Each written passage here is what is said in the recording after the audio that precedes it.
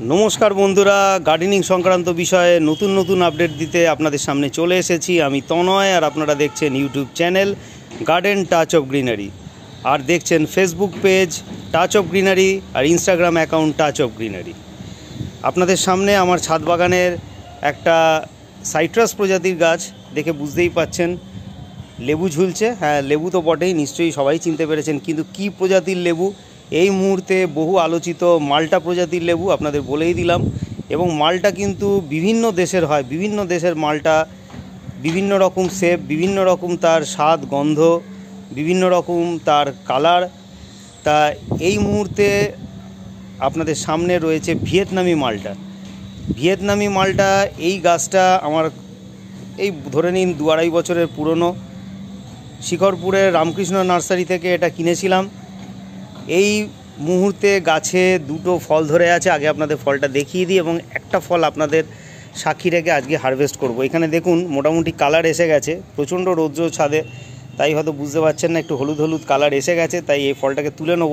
ফলটার size আমি বলেই দিচ্ছি, এবারে কিন্তু সাইজটা একটু ছোট হয়েছে, এবারে একটু ছোট হয়েছে। গত বছর কিন্তু এই গাছটাতে আমার 8টা যথেষ্ট পরিমাণে বড় বড় লেবু হয়েছিল, এইবারে মাত্র 2টো লেবু।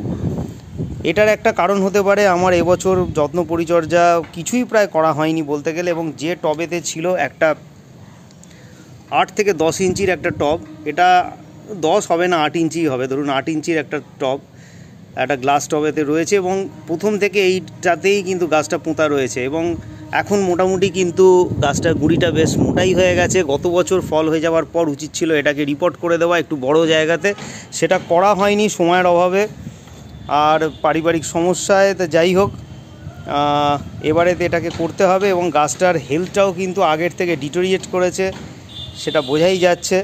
সেই জন্যেই কিন্তু এবারে প্রচুর পরিমাণে ফুল এসেছিলো, গুটিও অনেকগুলো এসেছিলো, কিন্তু সব গুটি কিন্তু দাঁড়ায়নি। গত বছর কিন্তু 8টা যথেষ্ট ভালো পরিমাণে, মানে যথেষ্ট বড় সাইজের কিন্তু 8টা কিন্তু ফল হয়েছিল, মানে লেবু হয়েছিল। এবারে সে তুলনায় মাত্র 2খানা হয়েছে।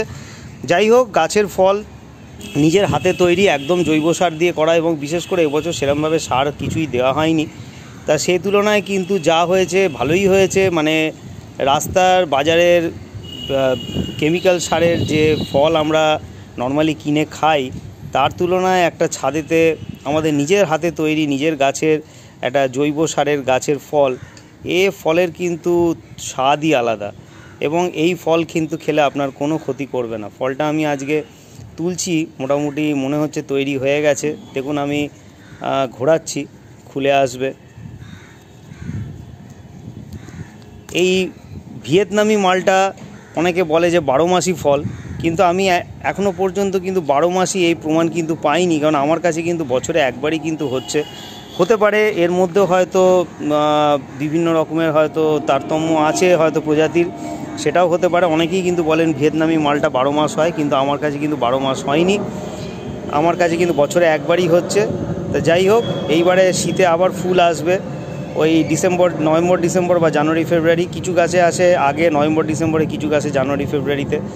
তা সেই জন্য তার প্রস্তুতি নিতে হবে।